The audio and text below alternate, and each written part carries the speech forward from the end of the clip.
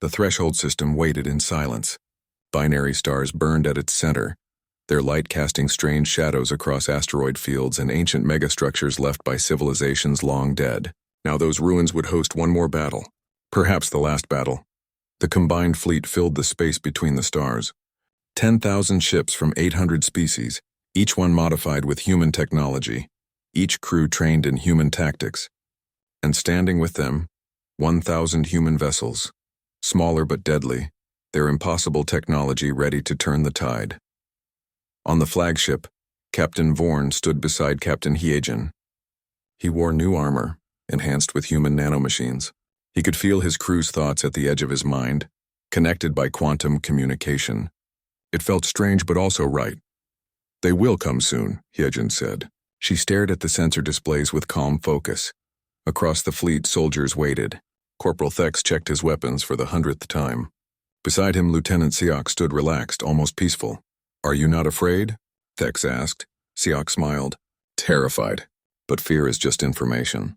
It tells you to be careful, to be smart. It does not tell you to give up." Ambassador Jiwan walked through the ship, speaking quietly with commanders from different species. She offered no grand speeches, just small words of encouragement. "Remember what you learned," she told them. "Remember to adapt. Remember that survival is victory." Then space itself screamed. The harvesters arrived, not through normal space but tearing through reality itself. Holes opened in the fabric of the universe, and through them came nightmares. Organic ships the size of moons, their hulls pulsing with terrible life.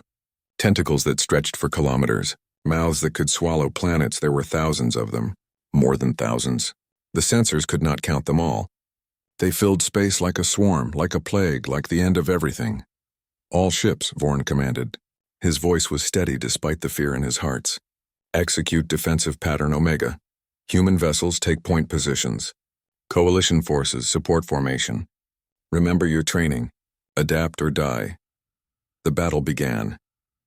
Human ships moved first, phasing in and out of normal space, drawing the harvesters into prepared killing zones. Coalition vessels followed, using rotating formations that prevented the enemy from adapting to any single strategy.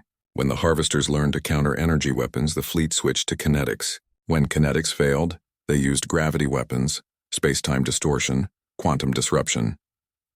Every few minutes, they changed tactics. Nothing stayed the same. The harvesters, for the first time, could not adapt fast enough. Thex fought alongside Siok on a boarding action. A harvester ship had latched onto a coalition cruiser. They had to cut it free. The inside of the enemy vessel was like being inside a living creature. Walls pulsed. Fluids flowed. Things that might have been organs hung from the ceiling. "Remember," Siok said as they moved through the organic corridors. "It is alive. Treat it like prey. Make it react to us." They set charges in seemingly random places, but the randomness was carefully calculated. When the charges exploded, they created a chain reaction that made the harvester ship destroy itself from within. Thex felt grim satisfaction. He understood now.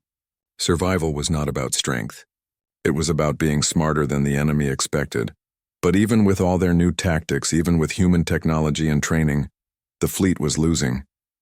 The harvesters were too many. For every enemy ship destroyed, 3 more took its place.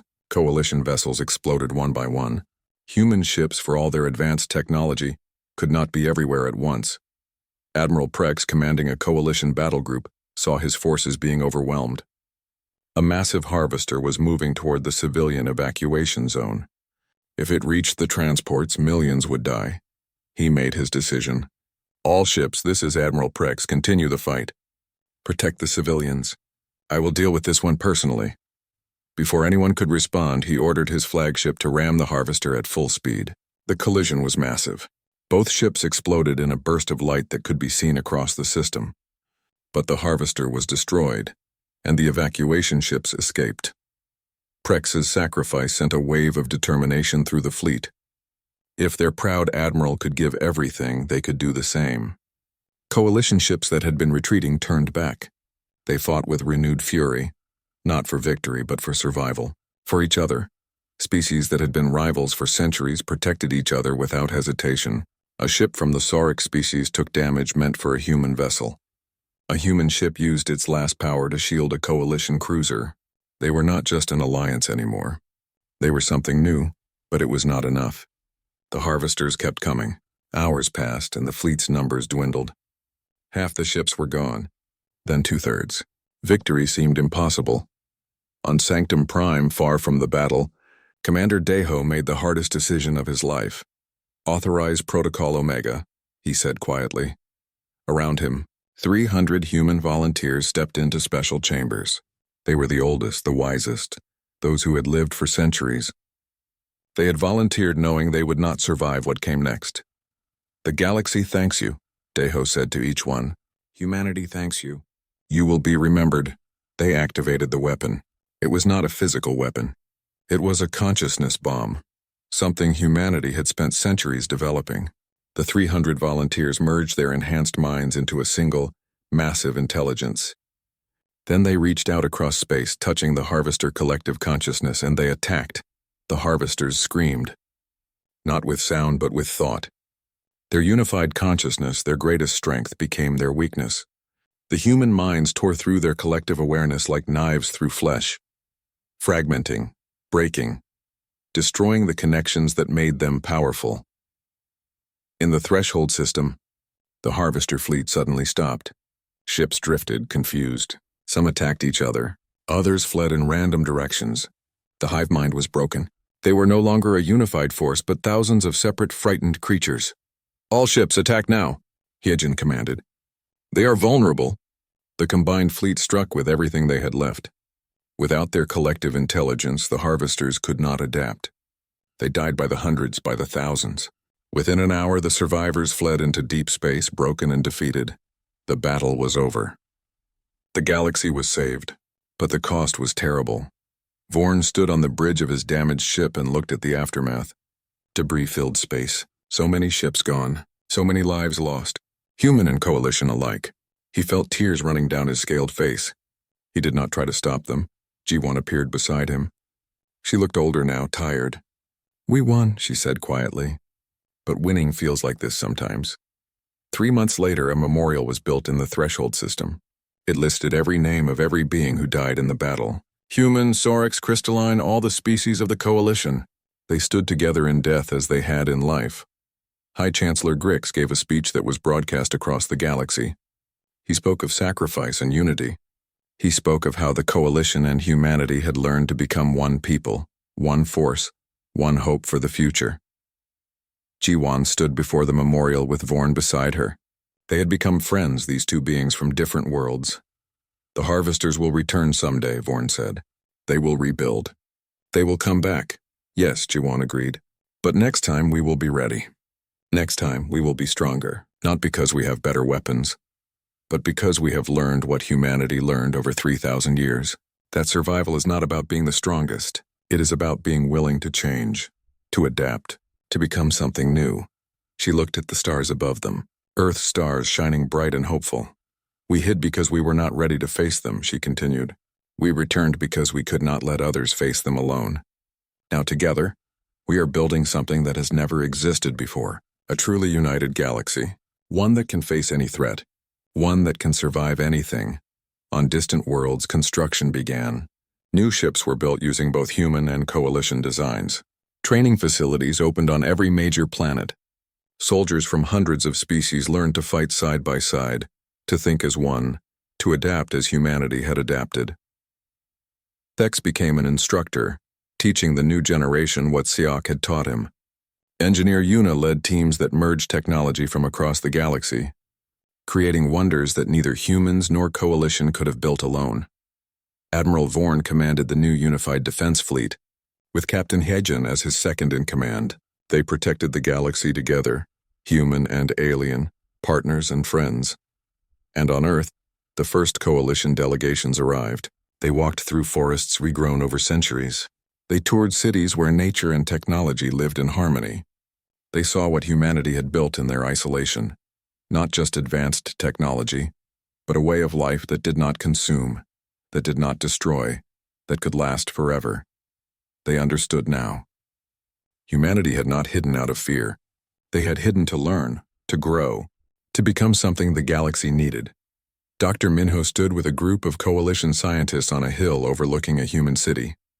The sun was setting, painting the sky in colors of gold and purple. The training facility floated in space halfway between Earth and the Coalition's core systems.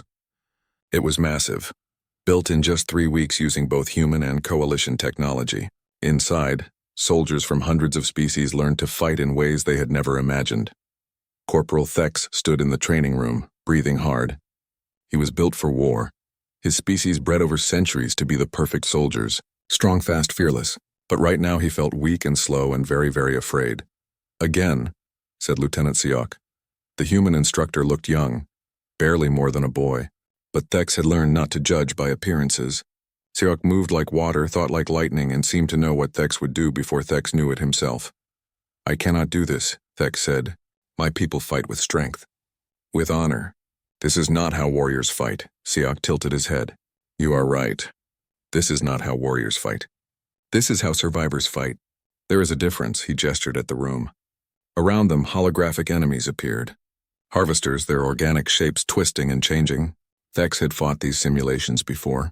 He had lost every time. "When you see an enemy stronger than you, what do you do?" Siok asked. "I fight harder," Thex answered. "I find their weakness. I strike until I win or die. And if they have no weakness? If they adapt to every strike? If fighting harder only makes them stronger?" Thex had no answer. That was the problem with the Harvesters. Everything he knew about combat, everything his species had learned over thousands of years, did not work against them. "Then you become something they cannot predict," Siok said.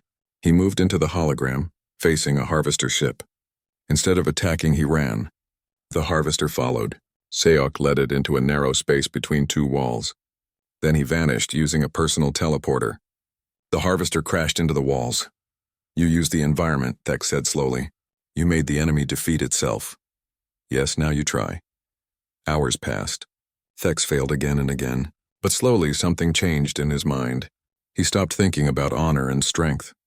He started thinking about survival, about being unpredictable, about using everything around him as a weapon.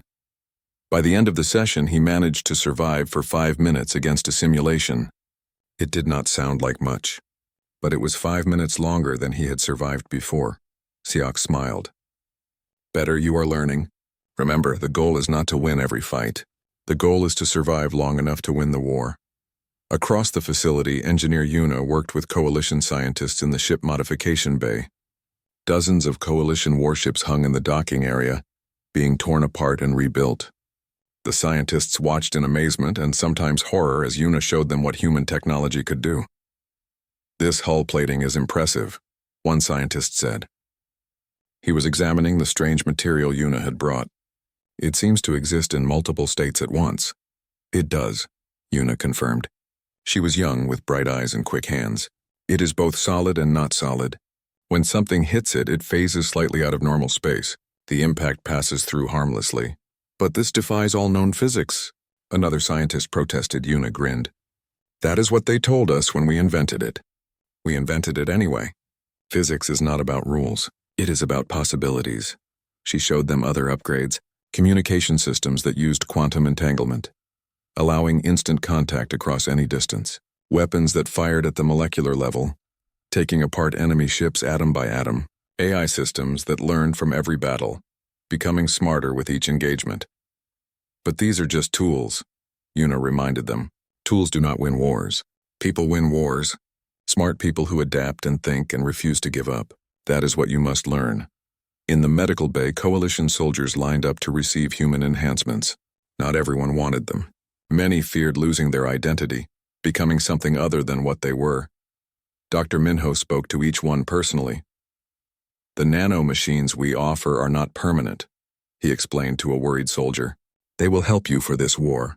After the war, if you wish, we can remove them. You will be exactly as you were before." "What will they do?" the soldier asked.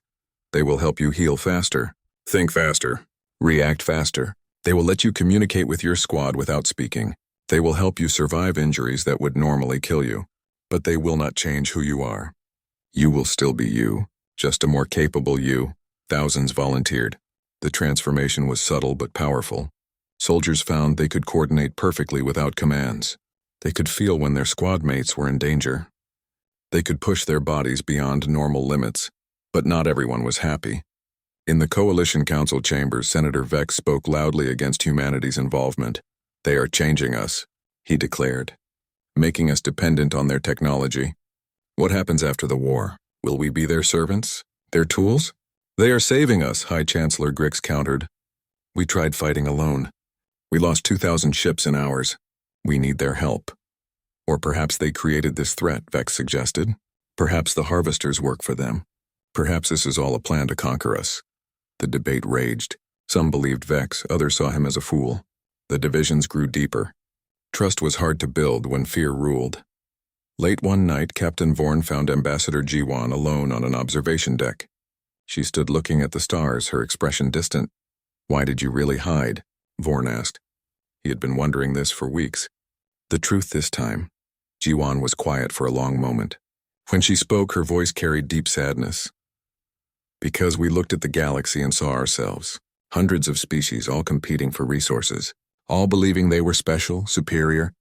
The Coalition maintains peace, yes, but it is the peace of exhaustion, not understanding. Species tolerate each other but do not truly cooperate.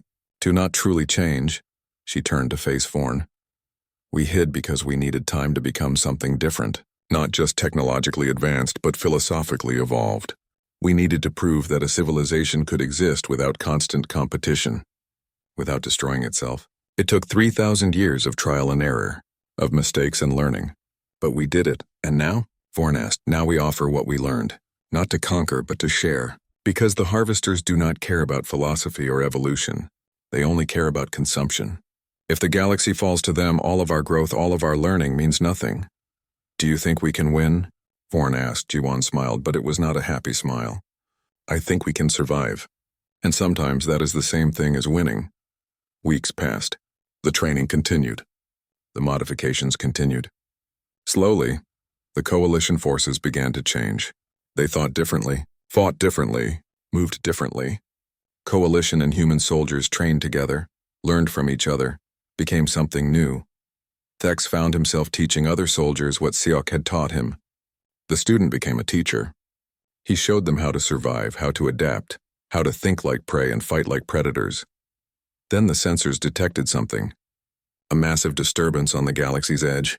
The main harvester fleet had arrived, and they were 3 weeks early. High Chancellor Grix called an emergency meeting. Every available ship, every trained soldier, every weapon would make a stand at the threshold system. A strategic location where the harvesters would have to pass through. If they lost there, the harvesters would have a clear path to the core systems. To the homeworlds. To extinction, Commander Deho pulled Captain Heejin aside. His face was grim. "Our projections were wrong," he said quietly. "The harvester fleet is twice the size we estimated. Even with everything we have done, even with all our preparations, our chance of victory is less than 30%. Heejin looked at him steadily. "Then we will fight with everything we have. And we will make that 30% enough." Around them, the combined Coalition human fleet prepared for war. Ships moved into position. Soldiers checked their weapons. Engineers made final modifications. In 3 days, the harvesters would arrive. In 3 days, the fate of the galaxy would be decided. Coalition Central Command was chaos. High Chancellor Grix stood in the center of the war room, his insect body rigid with tension. Around him, holographic displays showed disaster after disaster, star systems going dark, distress signals ending in static, empty space where colonies used to be. "How many?" Grix asked. His voice clicked and buzzed, a sign of stress in his species. 17 systems confirmed destroyed, an officer reported. 43 more have gone silent. No survivors. No wreckage, just empty space. Admiral Prex slammed his fist on a console. He was large and proud, his species bred for war. "Impossible! Our defenses should have stopped any attack. We have the strongest military in galactic history!" "Not strong enough," a new voice said. Everyone turned. Ambassador G1 stood in the doorway. Behind her stood Captain Vorn and 2 other humans. One wore a military uniform with quiet authority. The other carried herself like a warrior, every movement precise and controlled. "Humans," Grix said. He moved closer, studying G1 with his compound eyes. Captain Vorn sent his report. "I did not believe it. But here you stand." "We warned you this was coming," G1 said. "The harvesters do not negotiate. They do not stop. They consume everything in their path. Then we will fight them, Prex declared. He pointed at the displays. We have 6,000 warships. We have weapons that can destroy planets. Whatever these harvesters are, they will learn to fear the coalition. The human woman in the military uniform stepped forward. I am Captain Hijin. I command humanity's defense fleet. May I show you what you are facing? She touched a device on her wrist. The displays changed. They showed images of something alien. Ships, if they could be called that. They looked organic, alive, like massive sea creatures swimming through space. Their hulls rippled and moved. Tentacles reached out, touching debris, absorbing it. These are harvesters, Hijin said. They are biological machines, or mechanical organisms. We are still not sure which. They adapt to threats instantly. Energy weapons feed them. Kinetic weapons are absorbed and reused. Electronic warfare does not work because they think collectively like a hive. Surely our combined firepower can overwhelm them, an officer suggested. Yijin shook her head. No, they learn from every attack. Every weapon you use, they adapt to within minutes. By the third attack, they are immune. By the fifth, they are using your own weapons against you. Then how do we fight them? Grix demanded. You don't, G1 said quietly. Not the way you have fought every other war. The harvesters are beyond conventional warfare. You need to change your tactics. Change your thinking. Change everything. Prex turned red with anger. Are you saying we should run? Hide like you did? We did not run, the third human said. His voice was calm but firm. We evolved. We adapted. We became something they could not easily harvest. That is why we survived when others did not. Commander Deho speaks truth, Jiwan added. We are offering to share our knowledge, our technology, our methods. But you must be willing to learn, Prex laughed. It was not a happy sound. You appear after 3,000 years and you want us to trust you. To change everything we have built? Our military has kept peace for 2,000 years. We know how to fight. Then prove it, Yijin said. The harvesters are at the frontier. Send your fleet. Fight them your way. We will watch. And when you need help, we will be there. The argument continued for hours. Some council members agreed with Prex. Others wanted to listen to humanity. Grix tried to maintain order, but fear and pride made people stubborn. Finally, Prex made his decision. I will lead our fleet personally. We will engage the harvesters at the frontier worlds. We will show you that the coalition does not need saving. Jiwan looked sad but said nothing. She knew what was coming. Vorn saw it in her eyes. 3 days later, Admiral Prex led the largest military fleet in coalition history into battle. 6,000 warships moved as one, their formation perfect, their weapons charged. Vorn watched from his ship, now attached to the human observer vessel. Hijin stood beside him, her face unreadable. You could stop this, Vorn said. Tell them again how dangerous this is. They would not listen, Hijin replied. Some lessons must be learned through pain. We just hope the cost is not too high. The harvesters appeared. They came from nowhere, from everywhere. Space itself seemed to birth them. Hundreds of organic ships, each the size of a city. They moved with terrible grace, like predators who knew they had already won. Prex gave the order. The coalition fleet opened fire. Energy beams crossed space. Missiles launched by the thousands. Explosions lit up the darkness. For a moment it looked like victory. Harvester ships burst apart. Their strange flesh burned. Then the harvesters adapted. The next wave of energy beams hit their targets and simply stopped. The harvesters absorbed the energy, their hulls glowing brighter. Missiles exploded harmlessly against shields that had not been there moments before. The biological ships began to change shape, growing weapons of their own. Switch to kinetic weapons, Prex ordered. Fire everything. Solid metal slugs traveling at incredible speed slammed into the harvesters. This worked better. For a while, then the enemy ships began catching the projectiles.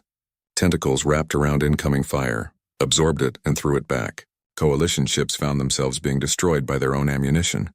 Deploy electronic warfare, Prex commanded, desperation creeping into his voice. The coalition tried to hack the enemy ships. Viruses and override codes flooded through space. Nothing happened. The harvesters had no computers to hack. They were alive, thinking as one massive intelligence. The electronic attacks might as well have been whispers in a storm. Then the harvesters attacked. They moved faster than anything so large should move. Tentacles reached across kilometers, wrapping around coalition ships. Where they touched, metal dissolved. Ships came apart, not exploding, but simply ceasing to exist. The harvesters were breaking them down at the molecular level, absorbing everything. Fall back, Prex ordered. All ships retreat formation. But retreat was not simple. The harvesters were everywhere. They moved through the coalition fleet like predators through prey. Within an hour, a third of the fleet was gone. Not destroyed, gone, consumed, absorbed, turned into nothing. Prex's flagship is failing, Hyejin said quietly. She was watching her instruments. Their shields are down. Life support is failing. They have minutes. Help them, Vorn said. Hyejin touched her communicator. All human vessels, this is Captain Hyejin. Operation Rescue is authorized. Save as many as you can. Show them what we can do. Space twisted. Human ships appeared from nothing, materializing as if they had always been there. They looked small compared to the harvesters. But they moved differently. They phased in and out of reality, impossible to hit. They fired weapons that did not look like weapons. Beams of strange light that made harvester flesh scream and dissolve. A human ship moved to protect Prex's flagship. When a harvester tentacle reached for it, the human ship simply was not there anymore. It appeared behind the enemy, firing weapons that worked at the quantum level, breaking apart the enemy's very atoms. More human vessels joined the fight. They did not engage in direct combat. Instead, they created corridors of safety, allowing coalition ships to escape. They used their impossible technology to save thousands of lives, but even humanity could not win. Not against so many. Hyejin gave the order to retreat. Human ships began pulling back, taking coalition vessels with them. In minutes, they were gone, vanished into quantum space. The harvesters did not follow. They stayed to feed on the wreckage, to consume the remains of 2,000 coalition warships. Back at Coalition Central Command, Admiral Prex sat in silence. His uniform was torn. His pride was broken. Around him, his surviving officers looked just as defeated. Grick stood beside him, all 6 of his arms hanging limp. Hyejin entered the room. Her expression was gentle but firm. That was a scouting force, she said. The harvesters sent less than 1/100th of their full strength. The main fleet is still coming. It is 1,000 times larger. You have 3 months before they reach the core systems. The room was silent. Everyone understood now. The coalition, for all its power and pride, could not win this war alone. Prex looked up at Hyejin. His voice was quiet, humble. What do we do? You learn, Hyejin said. You adapt. You change. And you do it faster than you have ever changed before. Because the alternative is extinction. The light faded and Vorn found himself standing in a place that made no sense. He was inside the human ship, but it felt more like standing in a forest. Real trees grew from the floor. Their branches reached up to a ceiling that looked like open sky. Water flowed in streams that defied gravity, moving up and down walls as if the water itself decided where to go. Welcome to Sanctum Prime, a voice said. Vorn turned. A woman stood before him. At least she looked like a woman. She was human in shape with dark hair and kind eyes, but something about her was different. She moved too smoothly, like water flowing. Her skin seemed to shimmer slightly, as if tiny stars lived just beneath the surface. I am Ambassador Jiwan, she said.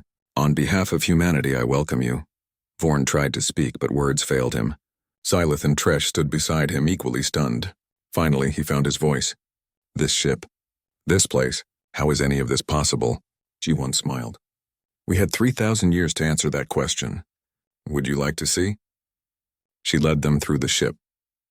As they walked, Vorn noticed more impossible things. Objects floated in the air without any visible technology.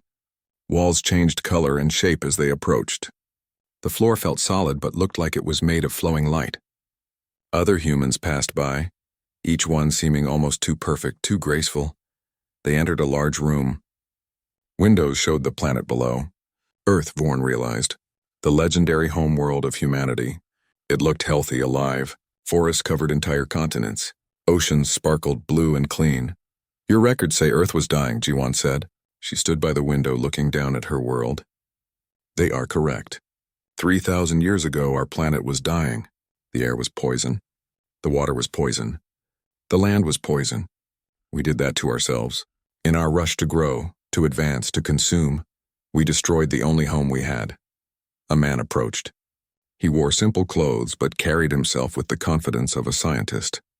"I am Dr. Minho," he said. "I study how civilizations develop. May I explain what happened to us?" Vorn nodded. He wanted to understand. He needed to understand. Minho gestured and images appeared in the air. Not on screens but floating like ghosts.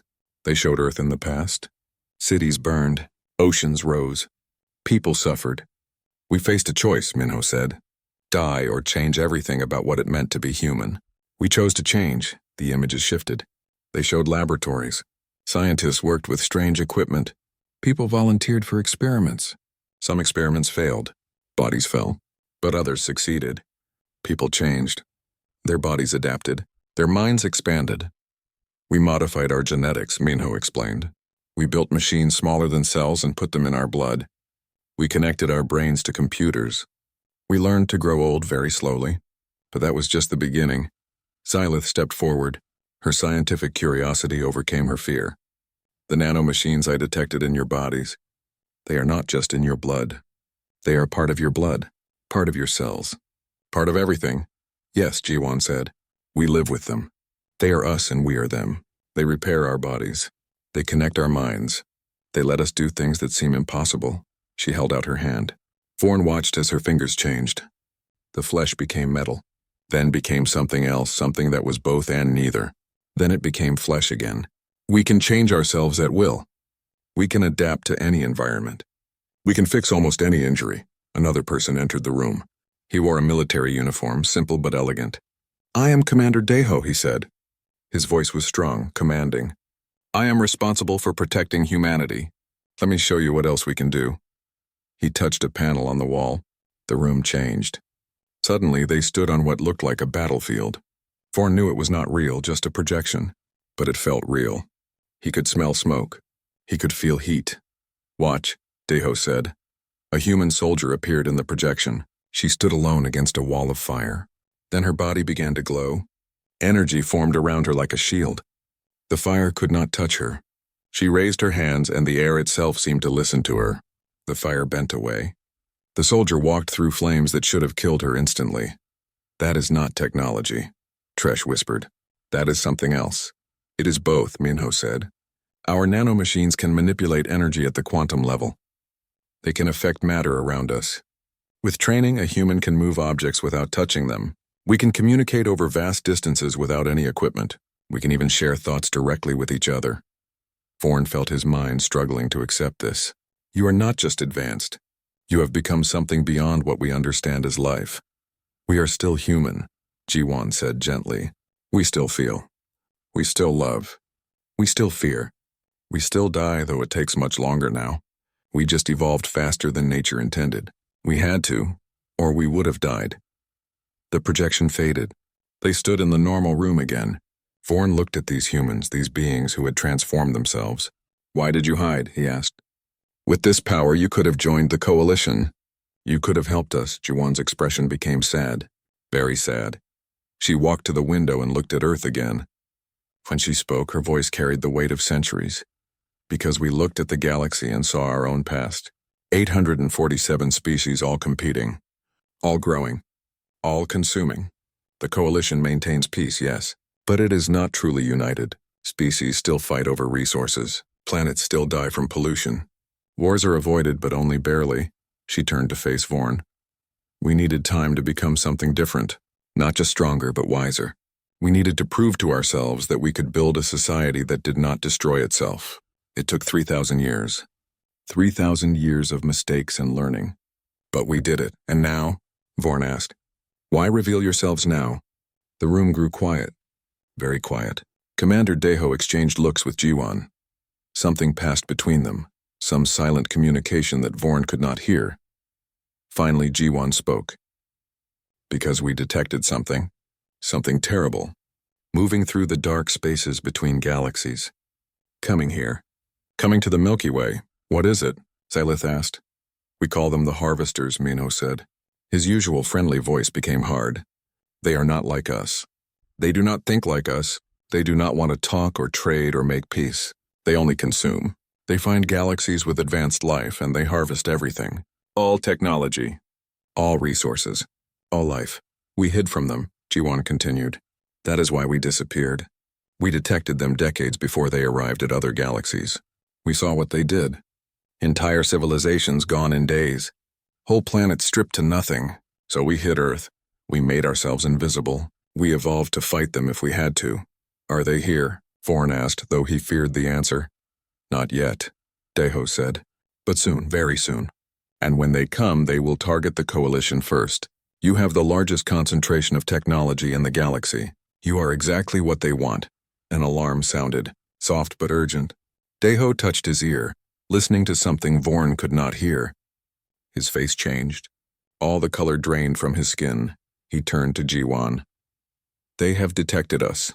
Our sensors picked up their scouts. They are in the Outer Rim territories right now. The harvesters have arrived. Vorn felt his heart skip. His species had two hearts, and both of them raced. Outside the window, he saw human ships powering up. Lights flashed across the orbital stations. Humanity was preparing for war. Jiwan looked at Vorn with eyes that held fear but also determination. Captain, you need to return to your ship. You need to warn the Coalition. Tell them everything you have seen. Tell them humanity wants to help. Tell them we are sorry we hid, but now we must stand together. She paused. Tell them to prepare for the fight of their lives. The stars looked different from the observation deck of the Eternal Drift. Captain Vorn stood with his clawed hands behind his back, watching the darkness of space. His scaled skin caught the light from distant suns. He had been a ship captain for 30 years and nothing surprised him anymore. Or so he thought. The alarm broke his thoughts. A sharp sound filled the bridge. Vorn turned quickly and walked to his command chair. His crew moved fast, checking their stations. Something was wrong with space itself. Captain, we have a problem, said Navigator Tresh. She was young but skilled. Her 4 eyes focused on the screen in front of her. The sensors are showing something strange. Very strange. Vorn looked at the main display. Numbers scrolled across the screen. They made no sense. Explain, he said. Dr. Xylith moved closer. She was the ship's science officer, a being made of crystal-like substance that changed colors when she thought hard. Right now she was glowing bright blue. Captain, these energy readings are impossible. According to our instruments, someone is bending space and time itself. Bending space? Vorn repeated. The Coalition has that technology. We use it for faster travel. Not like this, Xylith said. Her voice carried worry. This is far beyond anything we can do. These readings suggest the creation of stable wormholes. Multiple ones. And something else. Dimensional pockets. Small universes within our universe. Vorn felt his blood run cold. In all his years exploring the galaxy, working for the Galactic Coalition, he had never heard of technology like this. The Coalition represented 847 different intelligent species. They had the best science in the galaxy. Where is this coming from? Tresh pointed at her screen. The Orion Spur, a system that our maps say is empty. No planets, no stations, nothing. Set a course, Vorn ordered. Slowly. Keep all weapons ready. The Eternal Drift moved through space like a careful predator. Hours passed. The crew worked in silence. Everyone felt the tension. They were approaching something unknown, and unknown things were dangerous. Captain, Tresh called out. I found it. There's a planet, but it's hidden behind some kind of field. The field adapts and changes. It's hiding the planet from all our sensors. Can we see it? Vorn asked. Tresh worked her controls. The main screen flickered. Then it showed something beautiful and terrifying. A blue and green planet hung in space. Huge structures orbited it. They looked like metal flowers mixed with living things. Ships moved between them, ships that seemed to flow like water rather than fly like metal. By the ancient stars, Xylith whispered. Who built all this? Before anyone could answer, every screen on the bridge lit up.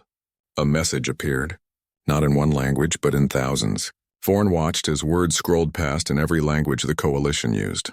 Even languages that had been dead for centuries. The ship's computer spoke in a calm voice. Warning, you are approaching protected space. Turn back now. This is not a threat. This is advice. You are not ready for what you will find here. Turn back and live. Continue and face consequences you cannot imagine.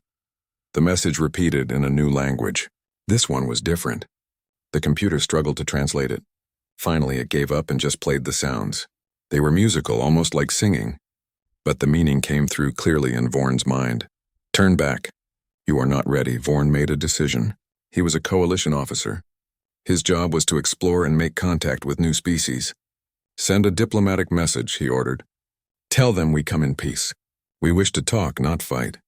Captain, are you sure? Silith asked. They warned us. They warned us with words, not weapons, Vorn replied.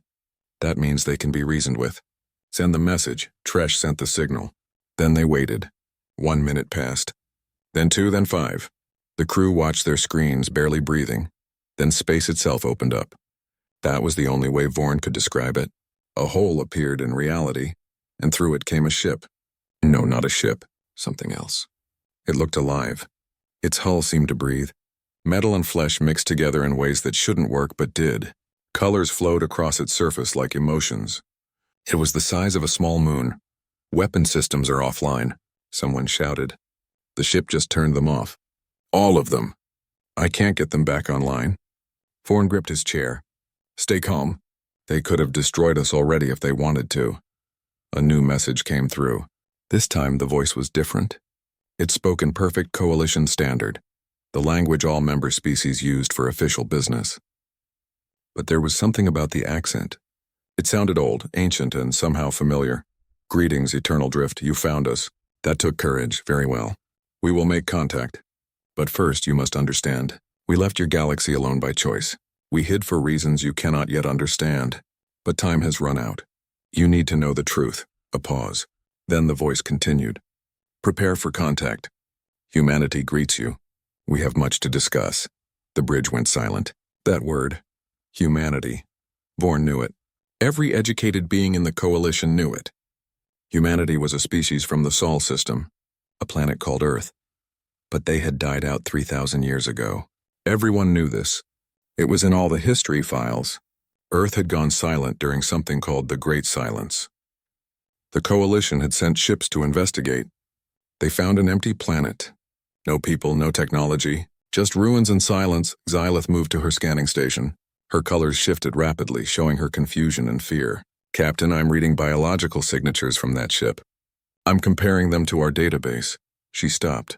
Her entire body turned dark blue, the color of shock. It's a match. Those are humans. Living humans. But that's impossible. They're extinct. They've been extinct for 3,000 years. Apparently not, Vorn said quietly. He watched the massive ship hang in space before them. Beautiful and terrible. A ship that bent all the rules of physics. A ship crewed by a species that should be dead. The voice spoke again. We know you have questions. We know you are afraid. That is wise. Fear keeps you alive. But we are not your enemy. We were never your enemy. We just needed time. Time to change. Time to become something more than we were. Time to prepare. Prepare for what? Vorn found himself asking out loud as if hearing him, the voice answered. Prepare for what is coming. The threat that made us hide. The threat that made us evolve. It is almost here. And when it arrives, the galaxy will need us. All of us, together. Vorn looked at his crew. He saw fear in their faces. But also curiosity. Also hope. He took a deep breath and made his choice. This is Captain Vorn of the Eternal Drift. We accept your invitation. We wish to learn. We wish to understand. And if there is a threat coming, we wish to help prepare our people. The human ship pulsed with light. Colors danced across its surface. Then a beam of soft light connected the two ships. Vorn felt a strange sensation like being pulled gently through water. Captain, they're creating a transport tunnel. Tresh reported. It's safe, I think. The technology is incredible. They're moving space itself to connect our ships. The voice spoke one last time. Welcome, Captain Vorn. Welcome to humanity's return.